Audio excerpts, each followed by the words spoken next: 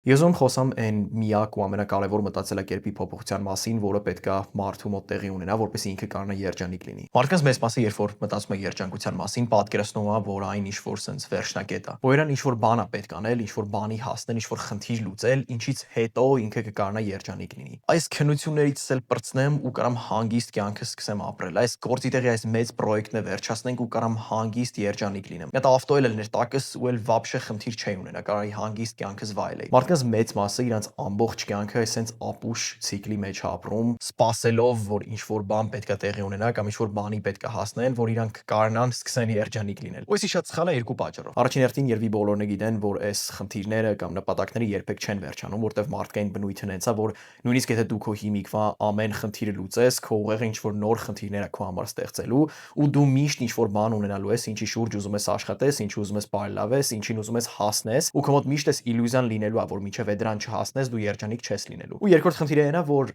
ֆունդամենտալորեն ինչ-որ քեզնից դուրս բանի հետ կապել քո երջանկության զգացողությունը արդեն սխալ է, որովհետև երբ որ դու կապում ես քո երջանկության զգացողությունը ինչ-որ նես բանի հետ, որը քո աբսոլյուտ կոնտրոլի տակ չի, դու դառնում ես ինչ-որ արբիտրար արտաքին ֆակտորների ստրուկը։ Այս մտածելակերպի փոփոխությունը, որի մասին որ ես խոսում եմ, կայանում է նրանում, որ դու սկսում ես երջանկությանը վերաբերվել ոչ թե ինչ-որ վերջնակետ, հա, որը որ մեզ փորձում են ներկայացնել կինոներում կամ հեքիաթներում, որ հերոսը փրկում է հերոսուն, ինչ-որ մեծ տանջանքների մեջով անցնելով ու հետո երջանիկ իրանց կյանքը ապրում են միասին առանց ոչ մի խնդիրներ, այլ դու հասկանում ես, որ երջանկությունը հենց այս ճանապարհն է։ Այնա, որ դու տարբեր խնդիրներ հաղթահարելով, տարբեր նպատակների ձգտելով, այս process-ի մեջ քեզ երջանիկ ես զգում, որովհետև այս քեզ հնարավորություն է տալիս ցուցաբերել քո կամքը ու մարդկային որակները։ Ու երջանկությունը հենց այս դժվարությունների մեջ է կայանում։ Մարդկանց մեծ մասը երբ որ պատկերացնում է դրախտ, պատկերացնում է ինչ-որ sense պարտեզ, որտեղ մարդկանց գենիտալիաների հատվածներում sense տերևներ են, ու իրանք հանգիստ sense վազվզում են, ոչ մի բան չունեն անելու,